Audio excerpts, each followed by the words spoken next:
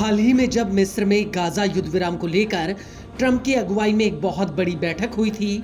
इस बैठक में तमाम मुस्लिम और अरब देशों के नेताओं ने हिस्सा लिया था। इस मीटिंग में यह तय हुआ था कि गाजा में पुनः निर्माण और युद्ध विराम को बनाए रखने के लिए वहां पर अस्थायी रूप से इंटरनेशनल स्टेबलाइजेशन फोर्स यानी ISF को तैनात किया जाएगा और पाकिस्तान ने भी इस बात पर हामी भरी थी कि वो ISF का हिस्सा बनेगा। इस पूरी मीटिंग के दौरान पाकिस्तान के प्रधानमंत्री शहबाज शरीफ अमेरिकी राष्ट्रपति डोनाल्ड ट्रंप के पीछे पीछे घूमते हुए नजर आए थे। हालांकि ये कोई नई बात नहीं है।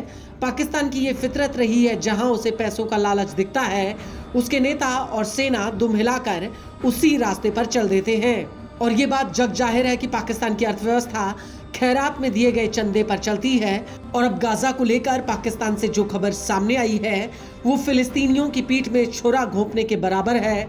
दरअसल पाकिस्तान की जानी मानी पत्रकार अस्मा शिराजी ने दावा किया है कि पाकिस्तानी सेना प्रमुख ने गाजा में अपने सैनिक तैनात करने के बदले प्रति सैनिक के हिसाब से 8.86 लाख रुपए मांगे हैं।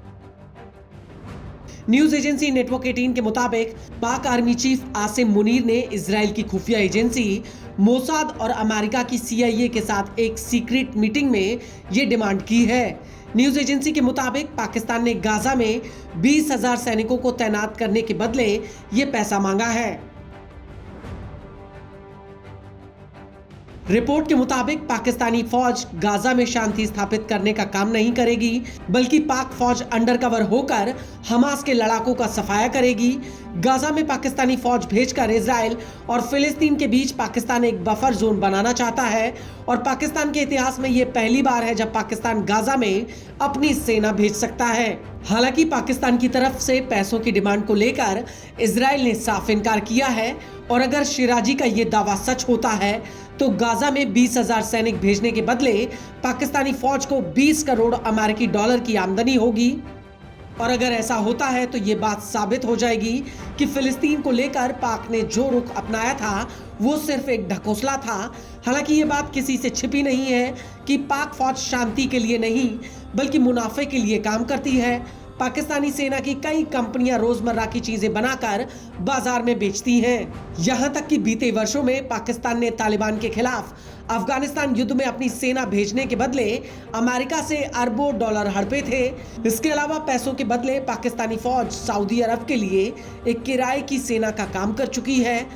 1979 से पहले जब चरमपंथियों ने मक्का की ग्रैंड मस्जिद पर कब्जा कर लिया था तो उस वक्त सऊदी ने पाकिस्तानी सेना को चरमपंथियों के खिलाफ उतारा था।